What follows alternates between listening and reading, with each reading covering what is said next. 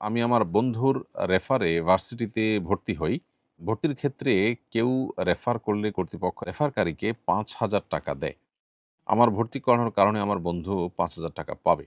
আমি কি পরবর্তীতে তার কাছ থেকে সেই টাকাটা দাবি করতে পারবো? মানসিক অসুস্থতার কারণে আত্মহত্যা করলে কি পরকালে পাপ হবে?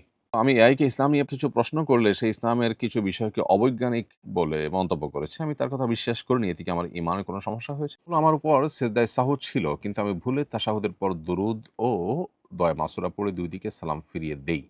এরপর স্মরণ হলে সেজদায় সাহু দেই। এতে নামাজ হয়েছে কিনা? আমার হবু বর বলেছে, "তোমার যদি অমুকের সাথে সম্পর্ক থেকে থাকে, তাহলে তুমি তালাক।" ওই ব্যক্তির সাথে আমার কিছুদিন ফোনে কথা হয়েছে। এখন হবু স্বামীর এই কথার কারণে কি বিয়ের পর তালাক পতিত হবে? এরপরে প্রশ্ন হলো, এনআইডির সাথে যাদের পাসপোর্ট মিলে না, তাদের ভিসা আবেদন করতে পারে না। এই আইন কিছুদিন যাবৎ হয়েছে। সমস্যা হলো, নির্বাচনের কারণে এনআইডি সংশোধনের কাজ বন্ধ আছে। নির্বাচনের আগে যাদের ভিসা প্রয়োজন, তারা এনআইডি সংশোধনের জন্য আমাদের কাছে আসে। আমরা কয়েক গুণ বেশি টাকা নিয়ে তা করে দেই। এটা কি জায়েজ হচ্ছে? প্রিয় দর্শক, প্রথম কথা হলো যে, সরকারের তরফ থেকে যেটা নিষিদ্ধ, সেটা করা অবশ্যই অন্যায় হবে। বিশেষ করে যে নিষেধাজ্ঞা মানুষের কল্যাণার্থেই সরকার নির্ধারণ করে থাকে। এই নির্বাচনের এই সময়টাতে এই রাস্তা ওপেন রাখলে নানাবিধ ক্ষতির আশঙ্কা আছে, সেই জায়গা থেকেই নিষিদ্ধ ঘোষণা করা। অতএব সেই নিষেধাজ্ঞা অমান্য করাটা অন্যায়। আর এর জন্য আপনি যদি সরকারি চাকুরে হন, তাহলে সেক্ষেত্রে টাকা নেওয়াটাই তো আপনার জন্য অন্যায়। আর যদি আপনি সরকারি চাকরে না হন, আপনি বাহির থেকে কেউ কাজ করে থাকেন, তাহলে তো আপনি সার্ভিস ফি নিতে পারেন। প্রসেস করার যে ফি, সেটা আপনি নিতে পারেন। কিন্তু নিষিদ্ধ বিষয়টা আপনি কিভাবে করেন? নিশ্চয়ই আপনি সেখানে কোনো অন্যায় পথ ধরে থাকেন, যেটা ইটসেলফ আরেকটা অন্যায়। অতএব এই সময়গুলোতে যাদের অসুবিধা হচ্ছে, তাদের জন্য সরকারের কাছে আবেদন করে, জোর দাবি করে, বিভিন্নভাবে তাদের জন্য আলাদা কোনো পথ উন্মোচন করা যায় কিনা সে বিষয়ে বের করা যেতে পারে। কিন্তু আপনি কোনো অন্যায়ের সহযোগী হতে পারেন না, এবং কোনো ঘুষ গ্রহণ করে বা অন্যায়ভাবে টাকা-পয়সা নিয়ে কিছু করতে পারেন না।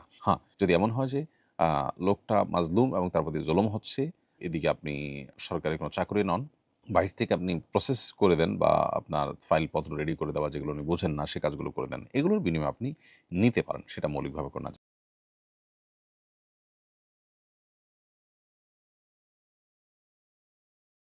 আমার উপর সেজদায় সাহু ছিল, কিন্তু আমি ভুলে তাশাহুদের পর দুরুদ ও দোয়া মাসুরা পড়ে ২ দিকে সালাম ফিরিয়ে দেই।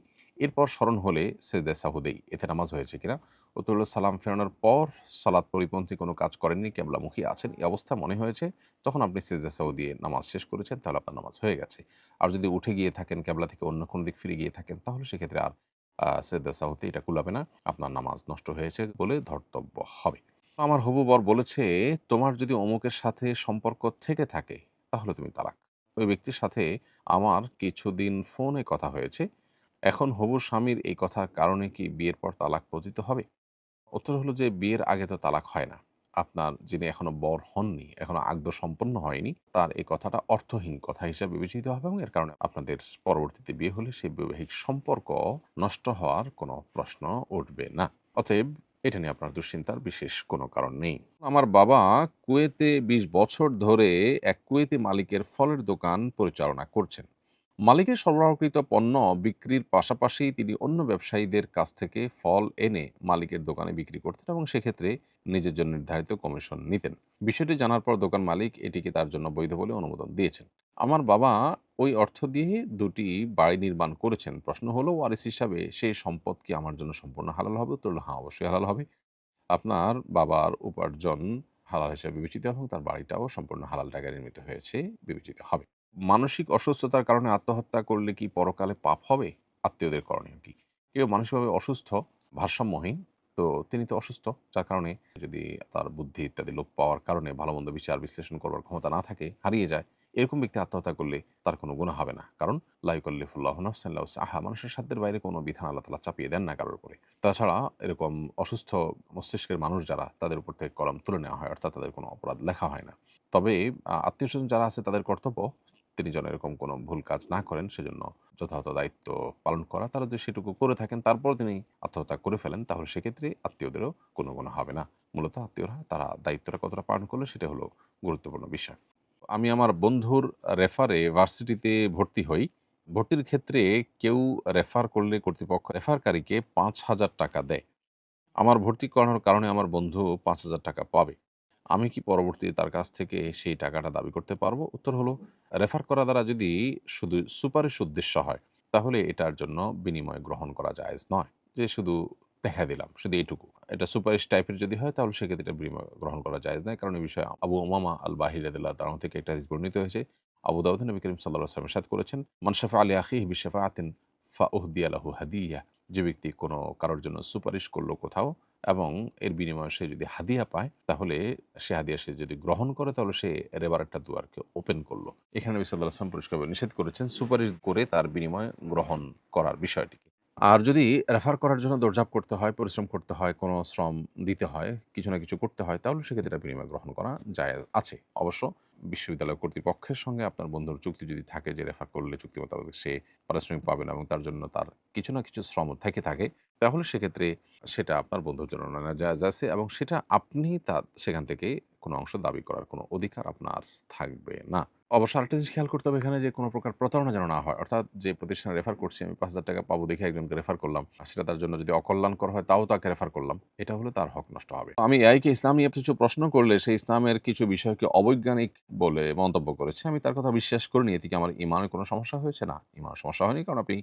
তার কথা শুনেছেন শুধুমাত্র বিশ্বাস করেননি। সো এটা আপনার ঈমানের জন্য ক্ষতির কারণ হবে না। তবে আপনার ঈমানের বিষয়ে আপনাকে খুব বেশি সতর্ক হতে হবে। এমন কোনো জায়গায় প্রশ্ন করলেন যেখান থেকে আপনি আসলে বিভ্রান্তিতে পড়ার আশঙ্কা আছে, তাহলে সেটা আপনার করা উচিত হবে না। উত্তর হলো না, খেজুরের রস নাপাক হবে না। কারণ প্রথমত এ থেকে রসের হাঁড়িকে রক্ষা করা খুবই কঠিন। দ্বিতীয়ত ফুকাহা একরামের মতে বাদুড়ের পেশাব পায়খানা পানিতে পড়লেও সেটা নাপাক বলে গণ্য হবে না। এটার অন্যতম কারণ হলো যে এর থেকে বাঁচা আসলে সম্ভব না বা কঠিন। পরিপূর্ণ মানুষের নিয়ন্ত্রণেও না। ফাতুল কাদিরে বিখ্যাত হানাফি ফকিহ ইবনুল হুমাম রাহিমাহুল্লাহ তিনি লিখেছেন, "ওয়াবালুল খুফাশ ওয়া খরওয়াতুহু লা ইফসিদু লিতাআজ্জুল ইহতিরাজ মিনহু।" অর্থাৎ বাদুড়ের পেশাব, পায়খানা এগুলো কোনো খাবারে বা কোনো কিছুতে পড়লে সেটাকে নাপাক করবে না। কারণ এটা থেকে বেঁচে থাকা পরিপূর্ণভাবে সম্ভব না। এজন্য অতএব বাদুড় যদি মুখ দেয়, পেশাব পায়খানা তো দূরের কথা, সামান্য একটু মুখ দিল অথবা একটু জুটা করল, তো এটার কারণে আপনার রস পান করা হারাম হবে না। তবে নিপা ভাইরাসে আক্রান্ত হয়ে আপনি ক্ষতিগ্রস্ত হতে পারেন। সেই জায়গা থেকেই সতর্কতা কাম্য। কারণ শরীয়তে নির্দেশ না হলেও কেউ বিপদে পড়তে পারে, অসুস্থ হয়ে যেতে পারেন, নিজেকে ধ্বংসের দিকে ঠেলে দেওয়ার মতো কোনো কাজ হতে পারে। এরকম কাজ থেকে শরীয়ত আমাদেরকে বেঁচে থাকতে বলে। আল্লাহ বলেছেন, "ওয়ালা তুলকু বিয়াইদিকুম ইলা তাহলুকা" তোমাদের নিজেদেরকে তোমরা ধ্বংসের দিকে ঠেলে দিও না। অতএব সেই জায়গা থেকে আপনার এখানে সর্বোচ্চ সতর্ক থাকার চেষ্টা করা কর্তব্য। আমার উপর সেজদায় সাহু ছিল, কিন্তু আমি ভুলে তাশাহুদের পর দুরুদ ও দয় মাসুরা পড়ে ২ দিকে সালাম ফিরিয়ে দেই। এরপর স্মরণ হলে সেজদায় সাহু দেই। এতে নামাজ হয়েছে কিনা? উত্তর হলো, সালাম ফেরানোর পর সালাত পরিপন্থী কোনো কাজ করেননি, কিবলামুখী আছেন। এই অবস্থা মনে হয়েছে, তখন আপনি সেজদা সাহু দিয়ে নামাজ শেষ করেছেন, তাহলে আপনার নামাজ হয়ে গেছে। আর যদি উঠে গিয়ে থাকেন, কিবলা থেকে অন্য কোনো দিক ফিরে গিয়ে থাকেন, তাহলে সেক্ষেত্রে আর সেজদা সাহুতে এটা কুলাবে না। আপনার নামাজ নষ্ট হয়েছে বলে ধর্তব্য হবে।